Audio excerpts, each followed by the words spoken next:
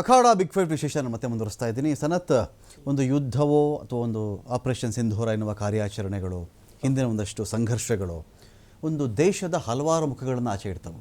ಹೌದು, ಅದರ ಶಕ್ತಿಯನ್ನು ಆಚೆ ಇಡಬಹುದು, ಅದರ ದೌರ್ಬಲ್ಯವನ್ನು ಆಚೆ ಇಡಬಹುದು, ಅದರ ನಿಜವಾದ ಗೆಳೆಯರನ್ನು ಆಚೆ ಇಡಬಹುದು, ಅದರ ಶಸ್ತ್ರಾಸ್ತ್ರಗಳ ತಾಕತ್ತು ಹೇಳಬಹುದು, ಶಸ್ತ್ರಾಸ್ತ್ರಗಳ ವೈಫಲ್ಯವನ್ನು ಹೇಳಬಹುದು. ಈ ವಿಚಾರ ಬಂದಾಗ ಈಗ ಭಾರತಕ್ಕೆ ತುಂಬ ಜನ ಕೇಳ್ತಿರೋದು, ಯಾರು ನಿಂತ್ಕೊಂಡ್ರು ಇಂಡಿಯಾ ಪರವಾಗಿ ಅಂತ. India who stood for India ಅಂತ ಒಂದು ಪ್ರಶ್ನೆ ಬಂದಾಗ ನೋಡಿ, ಆ ಪಾಕಿಸ್ತಾನ ದಟ್ಟ ದರಿದ್ರ ದೇಶ. ಚೀನಾ ಸಪೋರ್ಟ್ ಮಾಡ್ತೀನಿ ಅಂತಾರೆ, ಟರ್ಕಿ ಸಪೋರ್ಟ್ ಮಾಡ್ತೀನಿ ಅಂತಾರೆ. ಯಾರು ಇಂಡಿಯಾ ಜೊತೆಲಿ? ಇಂಡಿಯಾಗೆ ಯಾರು? IMF ನಮ್ಮ ರಾಜತಾಂತ್ರಿಕವಾಗಿ ನಾವು ಮಾತಾಡೋದಾದರೆ, ಇದು ನಾನು ಪೊಲಿಟಿಕಲಿನೇ ಕೇಳ್ತೀನಿ, ಇದನ್ನು ಅಷ್ಟು ನಾವು ತಡಿಬೇಕು ಅಂತ ಇದ್ದಿದ್ರೆ IMFನ ಒಂದು 19,000 ಕೋಟಿ ಕೊಡೋದನ್ನ ತಡೆಯೋಕ್ಕಾಗ್ತಿರ್ಲೋ ನಮ್ಮ ದೇಶಕ್ಕೆ? ಕೊಟ್ಬಿಟ್ರು ಅವರು.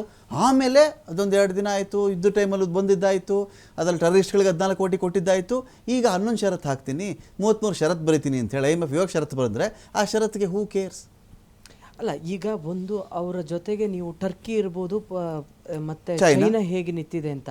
ಚೈನಾಕ್ಕೆ ಈಗ ನೋಡಿ, ಗಿಲ್ಗಿಟ್ ಬಾಲ್ಟಿಸ್ತಾನದಲ್ಲಿ ಅವ್ರದ್ದೊಂದು ಹೈವೇ ಹೋಗ್ತಾ ಇದೆ. ಅದರಿಂದಾಗಿ ಅವರು ದೇ ಪಕ್ಕಾ ಕಮರ್ಷಿಯಲ್.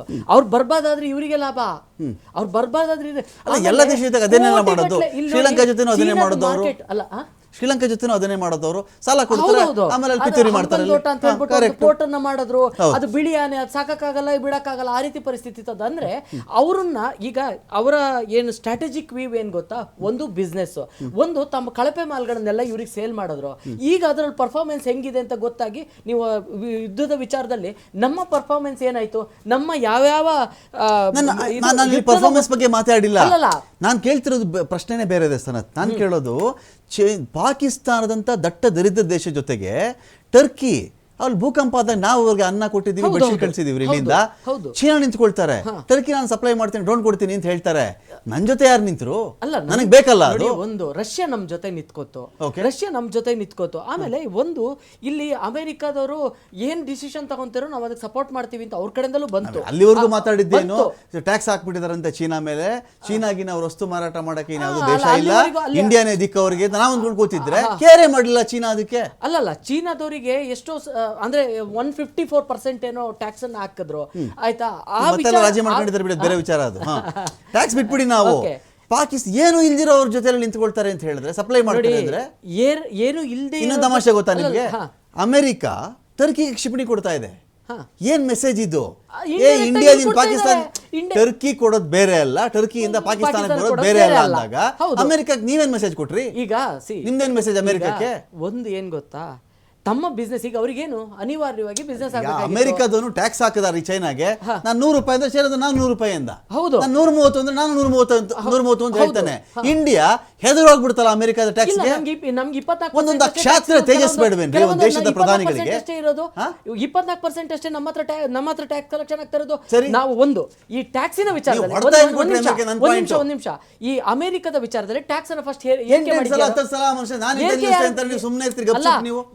ಟ್ಯಾಕ್ಸ್ ಅನ್ನ ಫಸ್ಟ್ ಏರಿಕೆ ಮಾಡಿದ್ಯಾರು?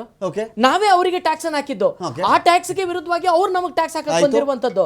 ಅದಾದ ನಂತರದಲ್ಲಿ ನಮ್ಮಲ್ಲಿ ಏನ್ ಫಾಕ್ಸ್ಕಾನ್ ಕಂಪನಿ ಇದೆ, ಅದು ನಮ್ಮಲ್ಲಿ ಹೂಡಿಕೆ ಮಾಡಿತ್ತು, ಅದು ನಿಲ್ಸಬೇಕು ಅಂತ ಟ್ರಂಪ್ ಹೇಳಿದ್ರು ಕೇಳಲಿಲ್ಲ.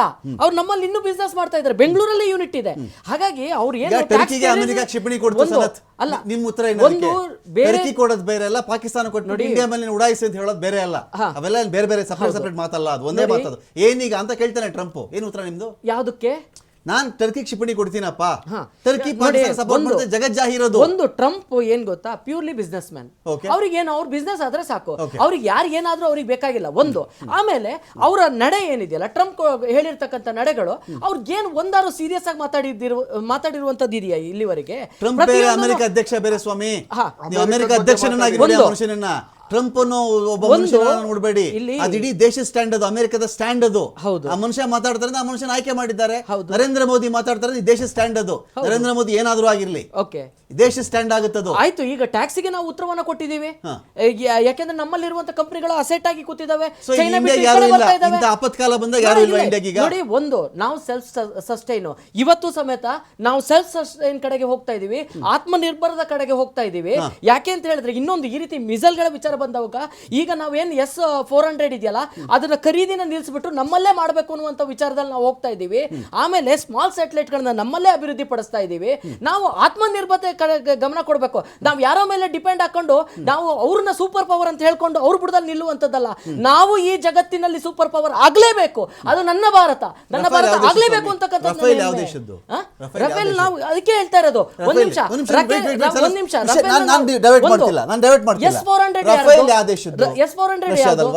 ಅಲ್ಲ ರಷ್ಯಾದೇ ಅಲ್ವಾ, ಅದನ್ನ ನಾವು ತಗೊಂಡ್ಬಂದು ಇದು S-400 ಟೆಸ್ಟ್ ಮಾಡಿದವಾಗ 83% ಅದ್ರ ಅಕ್ಯುರಸಿ ಇಲ್ಲಿಗೆ ತಂದ ಮೇಲೆ ಒಂದ್ ನಿಮಿಷ ಅದನ್ನ ನಾವು ಅಪ್ಗ್ರೇಡ್ ಮಾಡ್ಕೊಂಡಿದ್ದೀವಿ. ಕೊಟ್ಟಿರೋದು ಏನ್ ಗೊತ್ತಾ,